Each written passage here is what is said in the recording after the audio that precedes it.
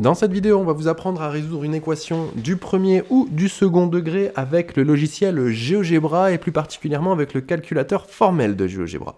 Donc pour cela, forcément, il va falloir lancer le logiciel GeoGebra. Donc vous arrivez sur cette fenêtre, la fenêtre classique de GeoGebra avec mon petit graphique et la fenêtre algèbre. On va venir faire apparaître, nous, notre calcul formel, donc notre fenêtre de calcul formel. Donc pour cela, vous cliquez sur Affichage et Calcul formel. Vous voyez qu'il y a bien une petite fenêtre qui est apparue, une fenêtre qui s'appelle Calcul formel. Et alors là, pour trouver mes solutions d'équation, ça va être très simple. Vous, dans un premier temps, vous venez recopier votre équation, donc 4x moins 2 égale 0. J'appuie sur Entrée, et vous voyez que GeoGebra a bien pris en compte mon équation parce qu'elle a recopié en gras mon équation. Donc pour la résoudre, c'est très simple, je clique dessus et j'appuie sur Résoudre. Et vous voyez donc qu'on a une seule solution, donc c'est normal, c'est une équation du premier degré, donc avec un x simple. Donc GeoGebra a résolu notre équation, elle a trouvé comme solution x égale 1/2. Donc x égale 1/2, c'est une valeur fractionnaire. Pour avoir une valeur décimale, vous venez cliquer sur la solution et vous cliquez une nouvelle fois sur résoudre, mais cette fois-ci numériquement. C'est le petit bouton qui se trouve juste à côté du bouton de tout à l'heure. Et donc vous avez la valeur décimale de ma solution, x est égal à 0,5.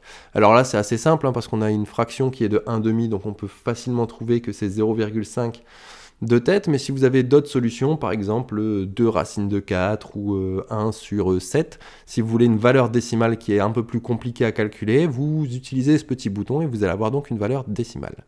Donc ça, c'était pour les équations du premier degré. Maintenant, on va voir une équation du second degré. Une équation du second degré, c'est quoi? C'est une équation avec un petit x carré dedans. Donc par exemple, mon équation va prendre x carré plus 2x moins 3 égale 0. J'appuie sur Entrée. Donc comme tout à l'heure, vous voyez que GeoGebra l'a pris en compte parce qu'il a recopié mon équation, mais en gras cette fois-ci. Et de même manière, vous venez cliquer sur l'équation et cliquer sur mon petit bouton Résoudre. Et donc GeoGebra nous dit que cette équation a deux solutions, soit x égale moins 3, soit x égale 1. Donc ça, on a nos valeurs, on a nos solutions pour nos deux équations. Maintenant, on va essayer de venir les vérifier graphiquement. Donc pour les vérifier graphiquement, je vais revenir sur mon équation du premier degré, donc 4x moins 2 égale 0. Donc on va venir chercher quand est-ce que 4x moins 2 est égal à 0. Donc je tape dans la barre de saisie qui est en bas 4x moins 2. J'appuie sur Entrée et vous voyez que cette fonction est égale à 0. Donc égale à 0, c'est quand elle va venir toucher l'axe des abscisses ici. Elle est égale à 0 quand x vaut 0,5. Donc c'est bien ce qu'on avait trouvé ici.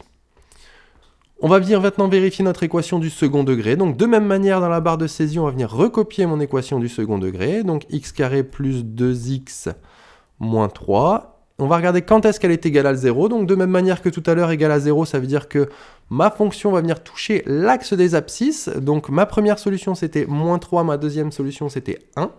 Donc vous voyez qu'on a bien ma courbe qui va venir toucher l'axe des abscisses en x égale 1 et en x égale moins 3. Voilà.